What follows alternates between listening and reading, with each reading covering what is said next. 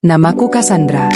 Di usia 45 tahun, aku telah mencapai titik di mana cermin bukan lagi musuh, melainkan saksi bisu atas perawatan medis bernilai ratusan juta yang berhasil membekukan waktu di wajahku.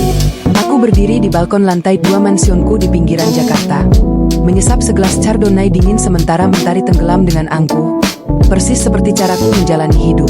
Rumah ini terlalu besar untuk satu orang. Gema langkah kakiku di atas marmer Italia selalu terdengar seperti ejekan. Suamiku, mendiang suamiku tepatnya, meninggalkan segalanya. Tumpukan saham, deretan properti, dan status sosial yang membuat orang-orang menunduk saat aku memasuki ruangan. Namun, dia juga meninggalkan keheningan yang menyesakan. Sudah 2 tahun dia pergi, dan jujur saja, aku tidak merindukan sosoknya. Aku hanya merindukan gangguan yang dia berikan agar aku tidak perlu berurusan dengan pikiranku sendiri. Aku terbiasa mendapatkan apa yang kuinginkan. Jika aku ingin tas kulit buaya dari Paris, aku hanya perlu menelepon. Jika aku ingin mengubah desain taman dalam semalam, 10 pekerja akan datang sebelum fajar. Tapi uang tidak bisa membeli rasa terkejut. Hidupku menjadi sangat terprediksi. Setiap orang yang kutemui selalu berusaha menyenangkanku, menjilatku, atau mengincarku untuk sumbangan yayasan mereka. Memuakkan. Malam ini, aku merasa lebih impulsif dari biasanya. Aku menatap layar ponselku, melihat laporan mingguan dari salah satu aset favoritku. Sebuah resort kesehatan eksklusif di kaki gunung yang baru saja selesai direnovasi. Ada satu foto yang menarik perhatianku dalam laporan Departemen Sumber Daya Manusia. Seorang instruktur olahraga baru. Namanya Bima. Dalam foto itu, dia tidak tersenyum. Matanya tajam, rahangnya keras, dan ada kesan liar yang tidak selaras dengan seragam polo shirt resort yang rapi. Dia tampak seperti seseorang yang tidak mudah diperintah, tipe pria yang mungkin akan menolak jika aku memintanya menuangkan minuman. Mungkin aku butuh udara segar, gumamku pada gelas kosong di tanganku. Aku tahu ini bukan soal udara segar. Ini soal rasa lapar akan sesuatu yang tidak bisa dibeli dengan kartu kredit platinumku. Aku butuh energi baru untuk membakar kebosanan yang mulai menggerogoti kewarasanku. Aku ingin melihat apakah instruktur muda ini akan bertekuk lutut seperti pria-pria lain, atau apakah dia memiliki sesuatu yang bisa membuat jantungku berdetak sedikit lebih cepat dari sekadar efek kafein. Aku memanggil asisten pribadiku lewat intercom. Siapkan mobil. Kita ke resort besok pagi. Dan batalkan semua janji temu untuk 3 hari ke depan. Aku sedang tidak ingin diganggu oleh siapapun yang membosankan. Aku meletakkan gelas wainku di atas meja kaca yang dingin. Besok, permainan baru akan dimulai. Dan aku tidak pernah berencana untuk kalah. Perjalanan menuju resort memakan waktu 3 jam. Namun bagiku, itu adalah transisi dari peradaban yang kaku menuju sesuatu yang lebih primitif. Resort milikku berdiri angkuh di atas bukit, dikelilingi kabut tipis dan aroma pinus yang tajam. Begitu mobil Rolls-Royce milikku berhenti di lobi, manajer operasional sudah berdiri kaku, menyambutku dengan senyum yang dipaksakan dan punggung yang membungkuk. Ibu Cassandra, kunjungan yang mengejutkan. Ada yang bisa kami siapkan? Tanyanya dengan nada gemetar yang amat kukenal. Jangan berlebihan, jawabku datar sambil melepas kacamata hitam. Aku hanya ingin meninjau fasilitas gym yang baru. Aku dengar kalian punya staf baru yang kompeten. Aku berjalan melewati lorong-lorong kaca yang menampilkan pemandangan lembah. Di ujung koridor, area pusat kebugaran terbuka dengan dinding kaca tinggi. Di sanalah aku melihatnya. Bima. Dia sedang membantu seorang tamu lansia melakukan peregangan. Dalam kehidupan nyata, dia jauh lebih impresif daripada di foto.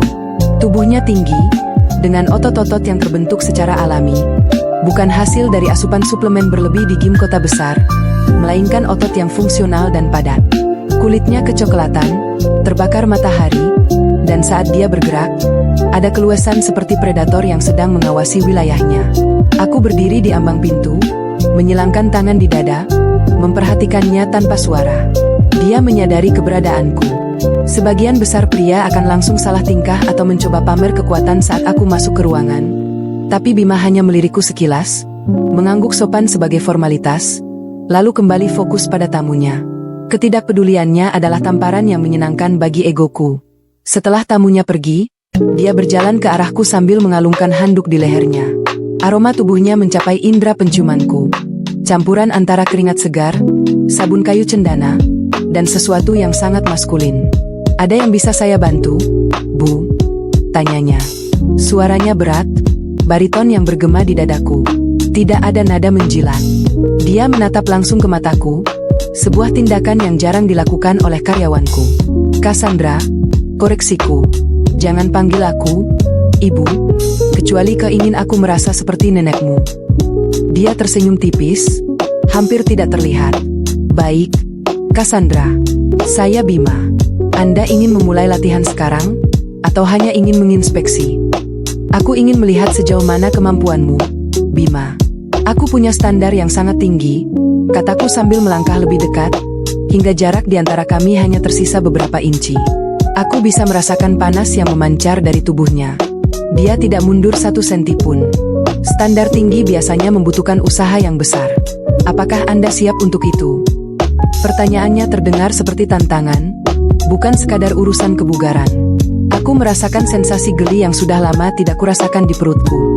Kebosanan yang tadinya mencekiku di Jakarta tiba-tiba menguap, digantikan oleh rasa penasaran yang membara. "Aku selalu siap untuk apapun yang menarik, Bima. Temui aku di villa pribadiku jam 8 malam ini. Bawa peralatan latihan beban yang portabel. Aku ingin sesi privat." Aku berbalik tanpa menunggu jawabannya. Aku tahu dia sedang menatap punggungku. Aku bisa merasakannya. Dan untuk pertama kalinya dalam waktu yang sangat lama, aku merasa benar-benar hidup. Pukul 8 malam. Suasana di sekitar villa pribadiku menjadi sangat sunyi.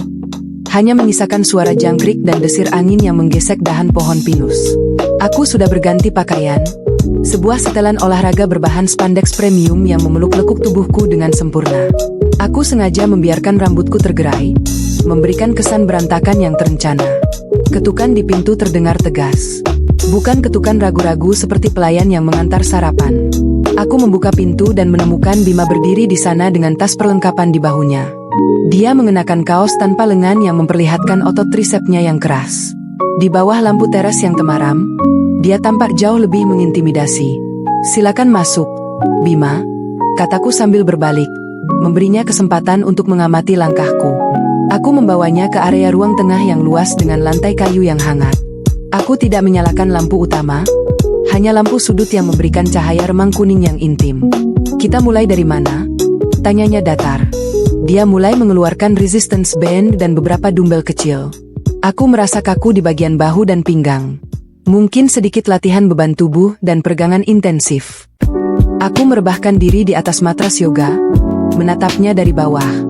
Posisi ini sengaja kubuat untuk melihat bagaimana dia mengontrol pandangannya. Bima berlutut di sampingku. Dia mulai memberikan instruksi gerakan, namun mataku tidak pernah lepas dari wajahnya. Setiap kali dia mengoreksi posisiku, jemarinya yang kasar bersentuhan dengan kulitku yang halus. Sentuhan itu singkat, profesional, namun ada arus listrik yang sengaja kukirimkan lewat tatapanku. "Kau sangat serius, Bima," bisikku saat dia menarik lenganku untuk peregangan bahu. "Apa kau selalu sekaku ini pada wanita yang membayarmu?" Dia berhenti sejenak. Matanya bertemu mataku. Jarak wajah kami hanya terpaut belasan sentimeter. Aku bisa melihat pantulan diriku di pupil matanya yang gelap. "Saya dibayar untuk melatih, bukan untuk bicara, Cassandra," jawabnya dengan suara yang lebih rendah dari biasanya. "Tapi kau tidak keberatan jika aku bicara, kan?"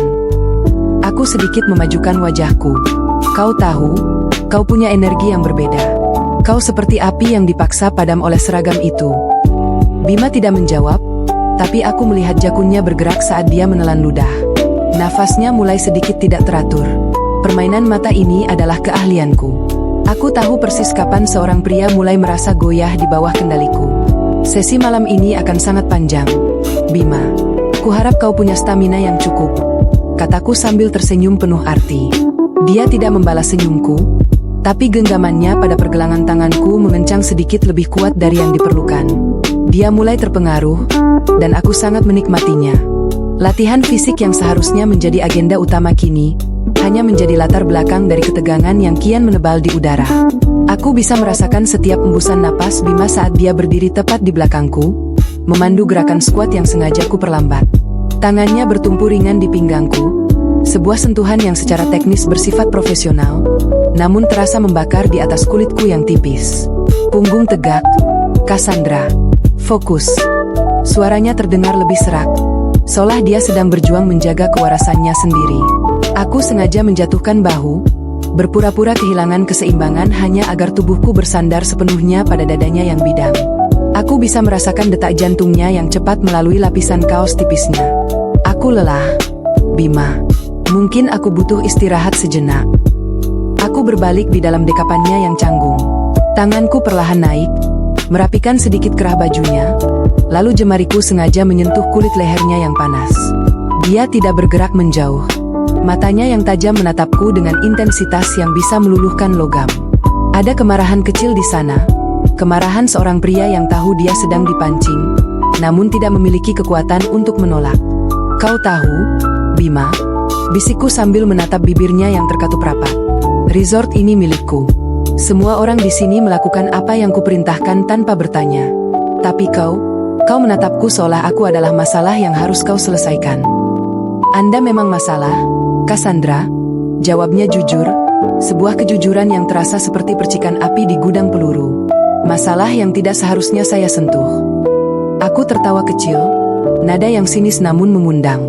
Aku berjalan menuju meja bar kecil di sudut ruangan, menuangkan 2 gelas air mineral dengan irisan lemon, namun gerakan tubuhku sengaja dibuat meliuk lambat. Aku memberikan 1 gelas padanya. Duduklah. Lupakan sejenak soal repetisi dan set latihan itu. Aku ingin tahu, apa yang pria sepertimu pikirkan saat melihat wanita sepertiku? Apakah kau hanya melihat tumpukan uang? Atau kau melihat sesuatu yang haus? Bima menerima gelas itu, namun matanya tidak lepas dari gerak-gerikku. Dia tidak duduk.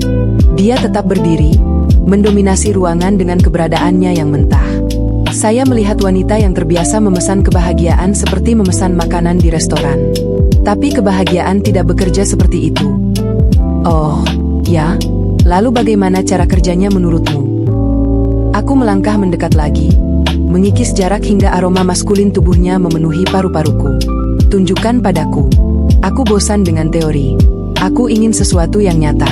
Sesuatu yang liar, seperti caramu menatapku tadi di gym.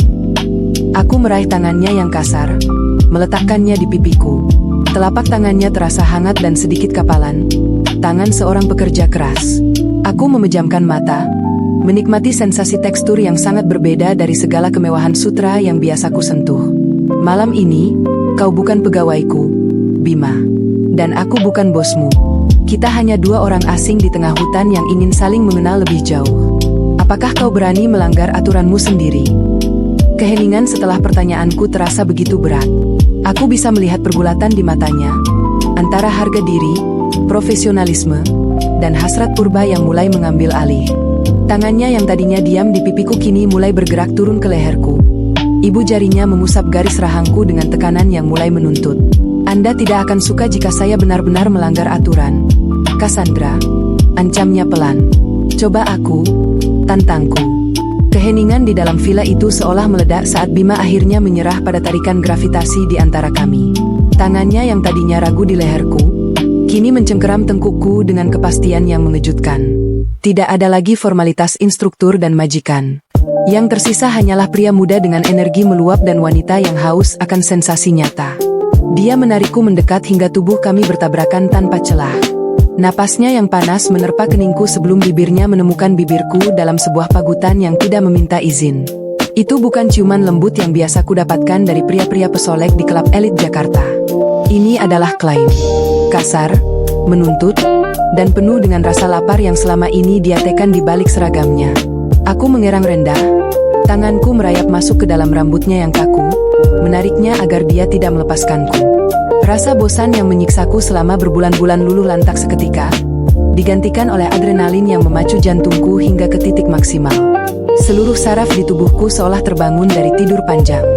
Cassandra, bisiknya parau di sela napas yang memburu. Suaranya tidak lagi terdengar sopan. Ada nada peringatan di sana, seolah dia memberiku kesempatan terakhir untuk lari sebelum dia benar-benar kehilangan kendali. Jangan berhenti, Bima, balasku. Suaraku nyaris hilang karena gairah. Tunjukkan padaku betapa liarnya kau. Dia mengangkat tubuhku dengan mudah, seolah berat badanku tidak berarti apa-apa bagi otot-otot lengannya yang terlatih. Dia membawaku ke arah sofa besar yang menghadap ke dinding kaca. Di luar, hutan pinus terlihat hitam pekat. Namun di dalam sini, suhu ruangan terasa meningkat drastis. Sentuhannya di atas kulitku terasa seperti jejak api. Saat dia menanggalkan kaosnya, aku bisa melihat dengan jelas bagaimana otot dada dan perutnya bergerak sinkron dengan napasnya yang berat. Dia adalah mahakarya fisik yang hidup, jauh lebih nyata dari patung-patung marmer di rumahku. Aku membiarkan jemariku menelusuri garis-garis ototnya, merasakan tekstur kulitnya yang padat dan hangat. Bima menatapku dengan intensitas yang nyaris menyakitkan. "Anda terbiasa mengendalikan segalanya, kan?" Tanyanya sambil mengunci pergelangan tanganku di atas kepala. "Malam ini, biarkan saya yang memegang kendali." Aku hanya bisa mengangguk pasrah. Ada kenikmatan aneh saat melepaskan otoritas yang selama ini kupikul. Di bawah kuasanya, aku bukan lagi pemilik resort, bukan lagi janda kaya yang disegani. Aku hanyalah seorang wanita yang ingin merasakan hidup kembali. Setiap pergerakannya penuh dengan tenaga namun terukur. Dia memperlakukanku seolah aku adalah tantangan fisik yang harus dia taklukkan. Aku merasakan keringat mulai membasahi punggungku, menyatu dengan aroma maskulinnya yang memenuhi seluruh indera penciumanku. Penyatuan raga kami terasa seperti benturan dua kutub yang berbeda. Kemewahan yang halus bertemu dengan kekuatan yang mentah. Aku memejamkan mata rapat-rapat, menikmati setiap gelombang sensasi yang menghantamku. Suhu tubuhnya, tekanan tangannya di pinggangku, dan ritme yang dia bangun membuatku merasa seolah-olah aku sedang terjatuh dari ketinggian tanpa ada keinginan untuk mendarat. Di saat-saat seperti ini, uang dan status tidak ada artinya. Hanya ada detak jantung yang berpacu, napas yang bersahutan, dan kepuasan purba yang selama ini kupikir sudah mati dalam diriku. Saat semuanya mencapai puncaknya, aku mencengkeram bahunya kuat-kuat, membenamkan wajahku di ceruk lehernya yang panas. Aku merasa kosong sekaligus penuh di saat yang bersamaan. Ruangan itu kembali hening, hanya menyisakan suara napas kami yang perlahan mulai kembali normal. Bima tidak langsung melepaskanku. Dia tetap memelukku, kepalanya bersandar di bahuku. Aku bisa merasakan detak jantungnya yang perlahan melambat. Untuk sesaat, aku merasa ada sesuatu yang lebih dari sekadar fisik di antara kami, namun dengan cepat aku menepis pikiran itu. Bagiku, ini adalah puncak dari sebuah transaksi emosional. Pelarian yang sempurna. Aku menatap langit-langit villa, merasa puas karena akhirnya aku menemukan cara untuk tidur nyenyak malam ini. Sinar matahari pagi yang menerobos celah tirai sutra tidak terasa menyebalkan seperti biasanya. Aku terbangun dengan rasa pegal yang menyenangkan di sekujur tubuhku. Sebuah pengingat fisik atas apa yang terjadi semalam. Di sampingku, tempat tidur sudah kosong, namun aroma maskulin yang khas masih tertinggal di bantal. Bima tahu diri, dia pergi sebelum pelayan datang mengantar sarapan. Hari-hari berikutnya di resort berubah menjadi rutinitas yang mendebarkan. Di siang hari, aku adalah sang pemilik yang dingin, berjalan melewati lobi dengan dagu terangkat, sementara Bima adalah instruktur profesional yang melatih tamu-tamu VIP dengan wajah datar tanpa ekspresi. Kami saling melewati di koridor tanpa sepatah kata pun, namun setiap kali mata kami bertemu, ada percikan rahasia yang hanya kami pahami. "Latihan jam 8 malam, Cassandra?" Tanyanya singkat saat kami berpapasan di dekat area kolam renang. Suaranya formal, tapi matanya menelusuri leherku, seolah sedang mengingat jejak yang dia tinggalkan di sana. "Pastikan kau tidak terlambat," jawabku tanpa menoleh, terus melangkah dengan anggun. Setiap malam menjadi panggung bagi kegilaan kami. Bima bukan lagi pria yang kaku, dia menjadi candu yang menyembuhkan insomnia menahunku. Aku menikmati setiap detik saat dia melepaskan topeng profesionalnya, dan menjadi pria yang lapar akan sentuhanku. Bagiku, dia adalah suplemen energi, sesuatu yang kukonsumsi untuk merasa muda kembali. Aku mulai memanjakannya, meski aku tahu itu berbahaya.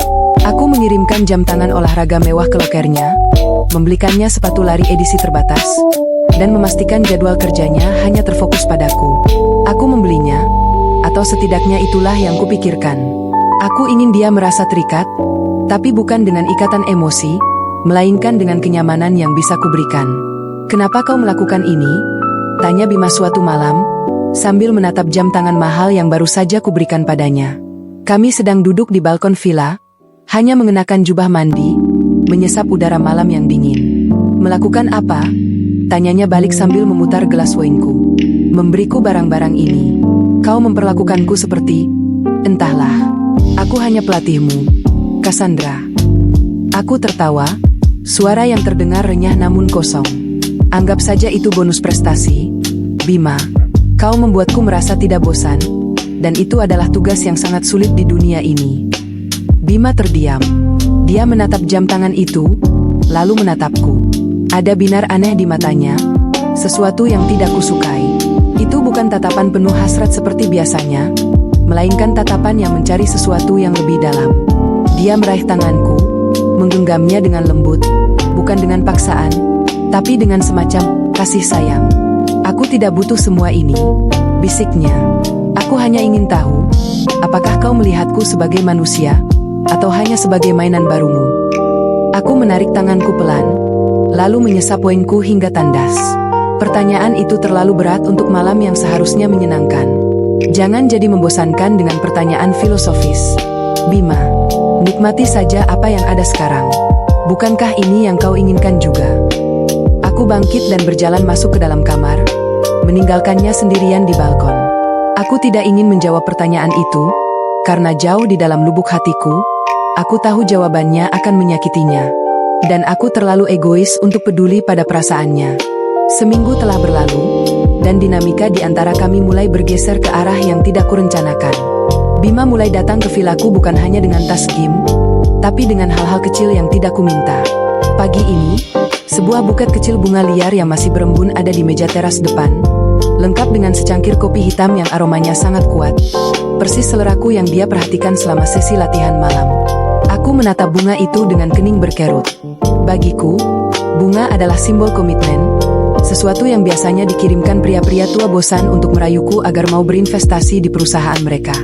Tapi dari Bima, ini terasa seperti upaya untuk menyentuh sisi lembutku yang sudah lama kukubur di bawah tumpukan perhiasan berlian. Aku memetiknya di jalur pendakian tadi subuh, katanya saat dia muncul untuk sesi latihan sore. Wajahnya tampak lebih cerah, ada kelembutan di matanya yang mulai membuatku merasa tercekik. Terima kasih, Bima. Tapi kau tidak perlu repot.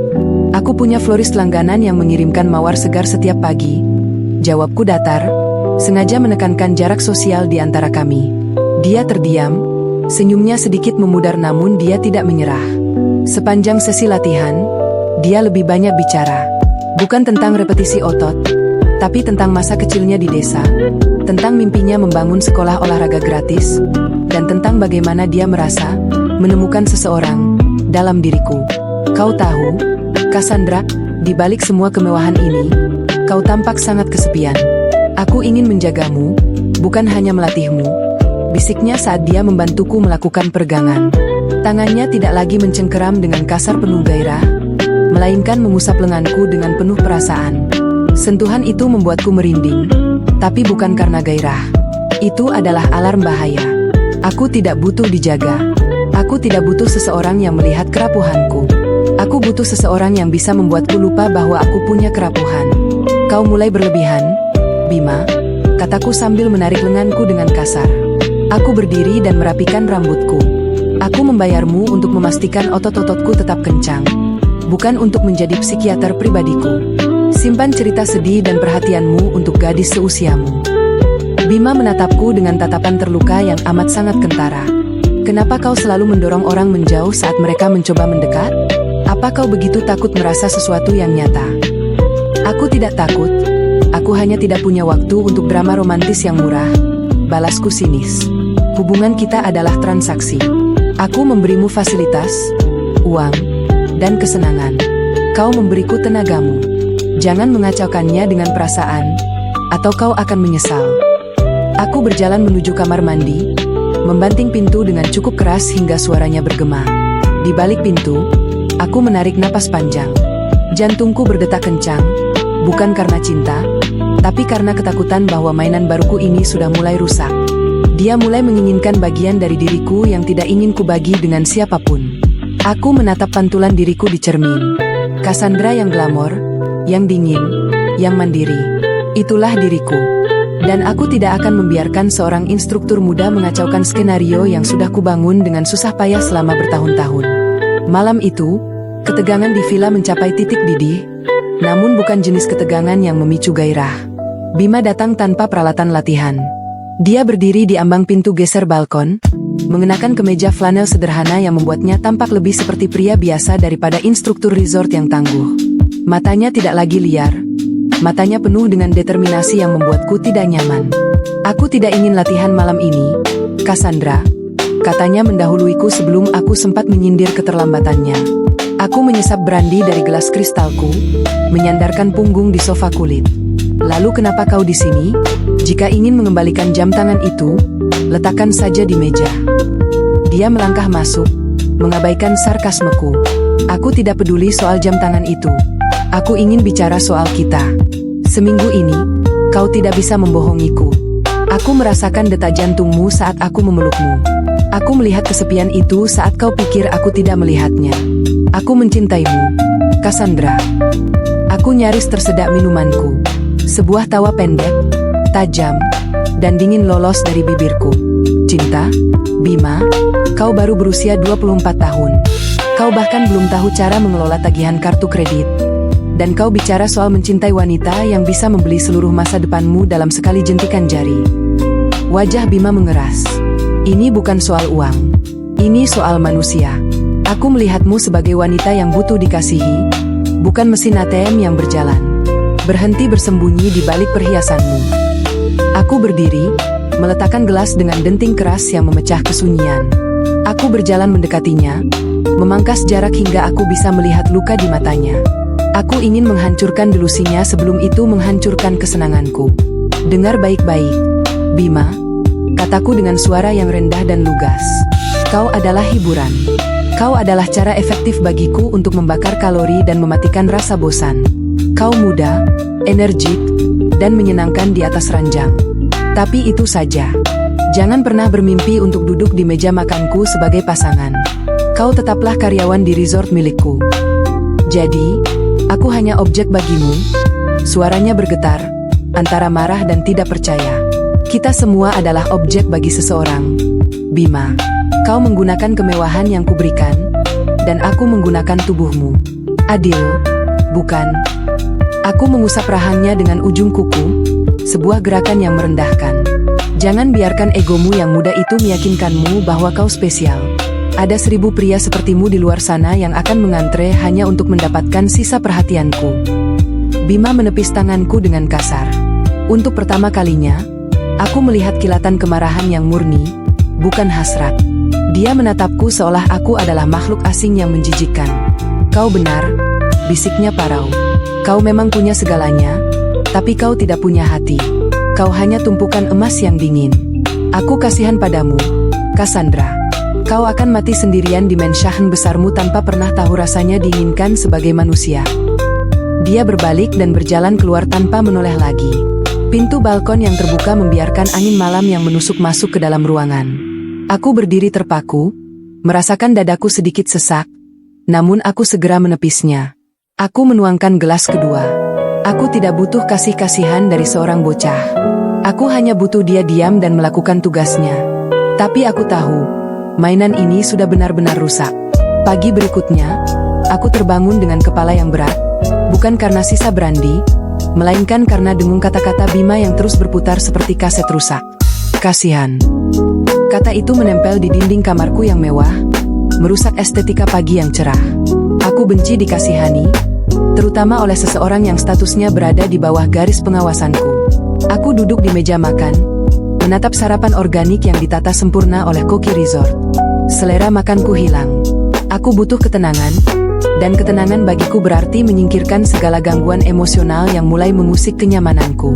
Bima bukan lagi sumber kesenangan. Dia telah menjadi kebisingan yang tidak perlu. Aku memanggil manajer operasional ke vilaku. Bawa berkas administrasi Bima ke sini. Sekarang, perintahku singkat lewat telepon. 10 menit kemudian, berkas itu ada di depanku. Aku tidak membacanya secara detail. Aku hanya mengeluarkan selembar cek dari tas kulitku dan menuliskan angka yang cukup besar. Jumlah yang setara dengan gajinya selama 2 tahun jika dia tetap bekerja di sini. Ini adalah caraku mengucapkan selamat tinggal, cepat, mahal, dan tanpa ruang untuk negosiasi. Pintu balkon terbuka, dan Bima berdiri di sana. Dia masih mengenakan seragamnya, tapi bahunya tidak lagi tegak. Dia tampak lelah, seolah dia telah terjaga sepanjang malam memikirkan kata-kataku. Aku datang untuk meminta maaf soal semalam. Cassandra, aku terbawa emosi. Simpan permintaan maafmu, Bima, potongku sambil menggeser cek dan sebuah amplop coklat di atas meja kaca. Aku sudah membuat keputusan. Kehadiranmu di sini sudah mulai mengganggu konsentrasiku. Aku tidak suka staf yang mulai mencampur adukan urusan ranjang dengan urusan perasaan. Bima menatap cek itu, lalu menatapku dengan tatapan yang sulit diartikan. Kau memecatku. Aku melepaskanmu dengan kompensasi yang sangat layak. Koreksiku sambil menyesap kopi hitamku yang sudah mendingin. Anggap saja ini modal untuk membangun sekolah olahraga impianmu itu. Pergilah ke kota lain, cari gadis yang sepadan dengan idealismemu tentang cinta, dan lupakan semua yang terjadi di villa ini. Dia tidak menyentuh cek itu. Dia melangkah mendekat, tangannya gemetar menahan amarah yang tertahan. Kau pikir semuanya bisa diselesaikan dengan uang? Kau pikir kau bisa membeli kenanganku, caraku menyentuhmu, dan caramu memanggil namaku saat kau merasa hidup? Ya, Bima. Di duniaku, semuanya punya harga. Dan hari ini, harga untuk ketenanganku adalah angka yang tertera di sana. Ambillah, sebelum aku berubah pikiran dan membatalkannya. Keheningan yang mencekam menyelimuti kami. Bima menatapku lama, mencari celah penyesalan di mataku. Tapi aku telah melatih wajahku untuk menjadi topeng porselen yang sempurna. Aku tidak memberikan apapun. Tidak ada air mata, tidak ada keraguan. Akhirnya, dengan gerakan lambat, dia meraih cek itu. Dia melipatnya dengan kasar dan memasukkannya ke saku celana. Kau benar, Cassandra. Kita memang dari dunia yang berbeda. Aku bodoh karena berpikir bisa menghangatkan es sepertimu. Dia berbalik dan berjalan keluar dari villa tanpa menoleh lagi. Aku melihat punggungnya menjauh dari balkon, menuruni jalan setapak menuju area asrama karyawan. Aku menarik napas panjang, merasakan beban di dadaku sedikit terangkat. Permainan selesai. Mainan itu telah dibuang, dan aku kembali menjadi penguasa tunggal di kerajaanku yang sunyi. 3 jam setelah Bima meninggalkan vilaku, manajer operasional melaporkan bahwa instruktur muda itu telah mengemas tasnya dan pergi menggunakan bus karyawan paling awal. Tidak ada salam perpisahan, tidak ada drama di lobi. Dia hilang begitu saja, meninggalkan kekosongan yang seharusnya membuatku merasa lega. Aku duduk di bar pribadi di dalam villa, menuangkan segelas whisky tanpa es. Cairan ember itu membakar tenggorokanku, namun gagal menghangatkan rasa dingin yang mulai merayap naik dari ujung kakiku. Aku menatap keluar dinding kaca. Hutan pinus masih sama, kabut masih menggantung rendah, namun pemandangan itu tiba-tiba terasa hambar. Seperti lukisan murah yang terlalu sering kulihat. Tanganku tanpa sadar meraba leherku, mencari jejak sentuhan kasar namun hangat yang biasanya ada di sana setiap malam minggu ini. Kosong. Hanya ada kalung berlian yang dingin dan berat. Aku mengambil ponselku, membuka aplikasi pesan. Tidak ada notifikasi yang menarik. Hanya undangan pesta amal di Jakarta, laporan dividen perusahaan, dan pesan dari desainer interior tentang renovasi dapur di mansionku. Segalanya kembali normal. Segalanya kembali teratur. Segalanya kembali mati. Kau menang, Cassandra. Bisikku pada pantulanku di gelas kristal. Kau mempertahankan kendali. Kau menjaga harga dirimu. Tapi kenapa kemenangan ini terasa seperti kekalahan yang telak? Kata-kata terakhir Bima tentang tumpukan emas yang dingin bergema lebih keras dari suara angin di luar. Aku menyadari bahwa aku telah menghabiskan waktu bertahun-tahun membangun benteng dari kemewahan hanya untuk menyadari bahwa aku telah memenjarakan diriku sendiri di dalamnya. Aku memutar-mutar gelas whisky, lalu membuka folder laporan SDM di tabletku. Mataku menelusuri daftar karyawan baru di divisi lain. Seorang koki muda di restoran pusat, atau mungkin pemandu wisata petualangan yang baru direkrut bulan lalu. Ada banyak kandidat. Ada banyak energi muda yang bisa kubeli untuk mengisi keheningan malam-malam berikutnya. Aku menyesap minumanku hingga tandas, merasakan pahit yang tertinggal di lidah. Aku akan kembali ke Jakarta besok. Aku akan kembali ke pesta-pesta membosankan, ke percakapan tanpa isi, dan ke tempat tidur king size yang luas itu. Aku adalah Cassandra. Aku punya segalanya, dan aku tidak butuh siapapun. Aku meyakinkan diriku sendiri sambil menatap katalog hidupku, mencari target baru untuk menghalau rasa bosan yang sebentar lagi akan mengetuk pintu hatiku kembali. Permainan baru akan segera dimulai. Karena bagiku, Lebih baik merasa berdosa daripada merasa hampa. Dan di dunia ini, selalu ada harga untuk setiap pelarian.